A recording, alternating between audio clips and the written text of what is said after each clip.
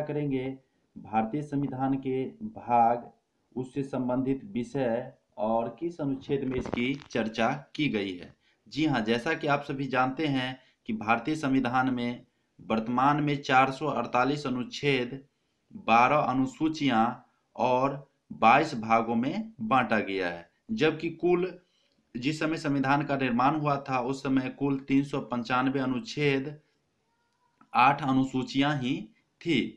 तो अभी के परिप्रेक्ष्य में हम लोग देखेंगे कि इसकी क्या स्थिति है। पहला है कि भाग एक, जी हाँ, भाग एक में चर्चा किया गया है संघ और उसके राज्य क्षेत्र का, और इसका जो परिधि है, इसका जो वर्णन किया गया वह अनुच्छेद 1 से लेकर के 4 तक में चर्चा किया गया है। भाग एक में संघ और उसके क्षेत्र का चर्चा अनुच्छेद 1 से 4 में किया गया है। भाग 2 में जो चर्चा किया गया है वह नागरिकता से संबंधित है और अनुच्छेद 5 से 11 में इसकी चर्चा की गई है। भाग 2 में नागरिकता से संबंधित है, जिसमें अनुच्छेद 5 से 11 तक में इसकी चर्चा की गई है। उसके बाद है भाग 3, जो मूलभूत अधिकार 12 से 35 तक है, उसकी चर्चा की गई है। मूलभूत अधिकार की चर्चा अनुच्छेद 12 से 35 तक में की गई है। उसके बाद है भाग 4, जिसमें राज्य के नीति निर्देशक तत्वों का चर्चा किया गया है। जी हाँ, भाग 4 है जिसमें राज्य के नीति निर्देशक तत्वों का चर्चा किया गया है, और यह है अनुच्छेद 36 से 51 तक। 36 से 51 तक में राज्य के नीति निर्देशक तत्वों का चर्चा किया गया है।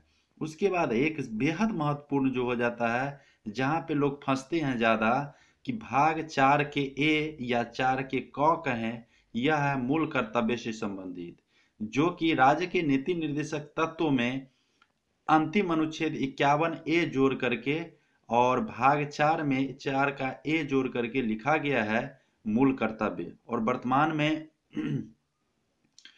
51 ए के तहत मूल कर्तव्य की चर्चा की गई है।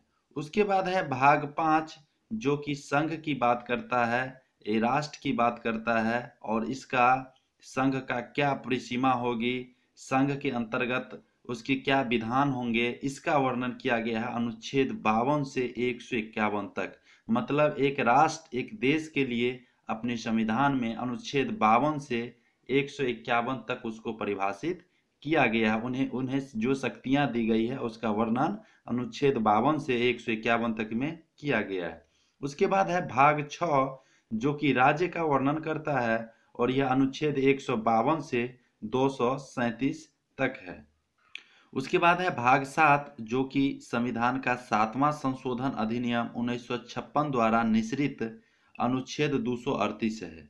जी हाँ, भाग 7 में संविधान अधिनियम 1956 द्वारा निश्रित किया गया और 7वां संशोधन है। उसके बाद है भाग 8, जिसमें कि संघ और राज्य क्षेत्र की आपसी तालमेल के बारे में चर्चा की गई है। 8 में, जिसमें अनुच्छेद 239 से 242 के बीच में चर्चा की गई है। अनुच्छेद 239 से 242 तक चर्चा की गई है। जी हाँ, संविधान अधिनियम भाग 7 है, जो कि अनुच्छेद 238 संविधान से, मुख्यतः संविधान से ही संबंधित है। उसके बाद है भाग 9, जो कि पंचायत से संबंधित है, और यह अनुच्छेद 243 से 243 के ओ तक है। जी हाँ, इसको 2430 ना पढ़े।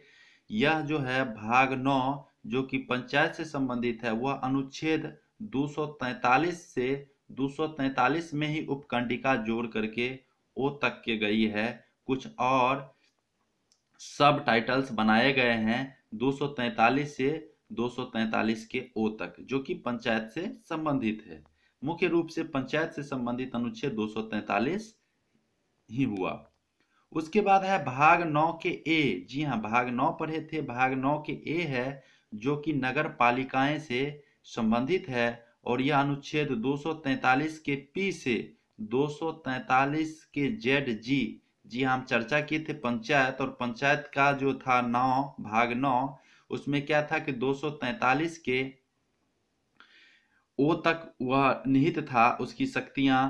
और उसके बाद भाग 9 ए में नगर पालिकाएं हैं, जो कि 243 के ओ के बाद पी से लेकर के 243 के जेड से जी तक इसका वर्णन किया गया है। तो ये याद रखेंगे, बेहद महत्वपूर्ण है। उसके बाद है भाग 10, जो कि अनुसूचित और जनजाति क्षेत्र की चर्चा की है अनुच्छेद 244 और 244 ए में। जी हाँ, भाग 10 में अनुसूचित और अनुसूचित जनजाति क्षेत्र का वर्णन किया गया है 244 और 244 ए में। उसके बाद है भाग 11, जो संघ और राज्यों के बीच संबंध की बात करता है। भाग 11 में संघ और राज्यों के बीच संबंध की बात करता है, वह है अनुच्छेद 245 से 263 तक। उसके बाद है भाग 12, जो कि वित्त, संपत्ति, संविदाएं और बाद अनुच्छेद 264 से 300 ए तक है। जी हाँ, भाग 12 में वित्त, संपत्ति, संविदाएं और वाद अनुच्छेद 264 से 300 ए तक का वर्णन किया गया है। उसके बाद है भाग 13, जिसमें भारत के राज्य क्षेत्र के भीतर व्यापार, वाणिज्य, समागम की चर्चा की गई है, जो कि अनुच्छेद 301 से 307 तक निहित है। उसके बाद है भाग 14, जिसमें संघ और राज्यों की अधीन सेवाओं की चर्चा की गई है। भाग 14 में संघ और राज्यों की अधीन सेवाएं की चर्चा की गई है, जो अनुच्छेद 308 से 323 तक है। उसके बाद है भाग 14 का ए। जी हाँ, भाग 14 का ए, जिसमें कि अधिकरण से संबंधित बातों का उल्लेख किया गया है, जो कि 223 के ए और 223 के बी में इसका वर्णन किया गया है। उसके बाद है भाग 15, जो कि निर्वाचन से संबंधित है और इसमें अनुच्छेद 224 से इसमें अनुच्छेद 324 से 329 ए तक का चर्चा किया गया है। भाग 15 में निर्वाचन अनुच्छेद 324 से 329 ए तक का चर्चा किया गया है। उसके बाद है भाग 16, कुछ वर्गों के लिए विशेष उपबंध का संबंध है। जी हाँ, भाग 16 में जो चर्चा की गई है कुछ वर्गों के लिए विशेष उपबंध, जो कि 330 से लेकर 342 तक निहित है। उसके बाद है भाग 17, जो कि राजभाषा से संबंधित है और यह अनुच्छेद 343 से 351 तक है। जी हाँ, राजभाषा अनुच्छेद 343 से 351 तक है। उसके बाद है भाग 18, जो आपात उपबंध अनुच्छेद 352 से 360 है। जी हाँ, भाग 18, जो कि आपात उपबंध अनुच्छेद 352 से 360 है। उसके बाद क्या है, इसी आपात उपबंध के तहत राष्ट्रीय आपात, वित्तीय आपात की चर्चाएं की जाती है 352, 356 और 360, और राष्ट्रपति शासन की चर्चा की जाती है, जो कभी हम इस पर विशेष रूप से चर्चा करेंगे। उसके बाद है भाग 19, जो कि प्रकीर्ण अनुच्छेद 321 से 367 की चर्चा करती है। भाग 19 प्रकीर्ण है के बारे में चर्चा करती है, जो कि अनुच्छेद 361 से 367 की बातें करती है। उसके बाद है भाग 20, जो कि संविधान के संशोधन से संबंधित है। जी हाँ, संविधान के संशोधन से संबंधित है, जो कि अनुच्छेद 368 में जिसकी चर्चा की गई है। संविधान के संशोधन से संबंधित बातों की चर्चा 368 में की गई है। उसके बाद है भाग 21, जो कि अस्थायी, संक्रमणकालीन और विशेष उपबंध की बातें करती है। जी हाँ, भाग 21 जो है वह अस्थायी, संक्रमणकालीन और विशेष उपबंध की बातें करती है। अस्थायी, संक्रमणशील और विशेष उपबंध की बातें जो चर्चा की गई है वह 369 से 392 अनुच्छेद तक में की गई है।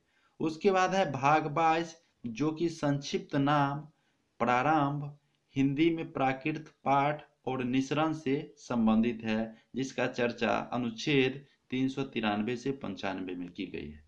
तो दोस्तों, इसमें जो दिया गया है, जो मूल संविधान में जो ढांचागत 395 अनुच्छेद बताए गए थे, वह हमने अनुच्छेद 1 से लेके अनुच्छेद 395 तक, साथ ही 22 भागों में जिसको बांटा गया, उस पर हमने चर्चा की। दोस्तों कैसा लगा यह टॉपिक? यदि अच्छा लगे तो लाइक शेयर और कमेंट्स करें। वीडियो देखने के लिए बहुत बहुत धन्यवाद।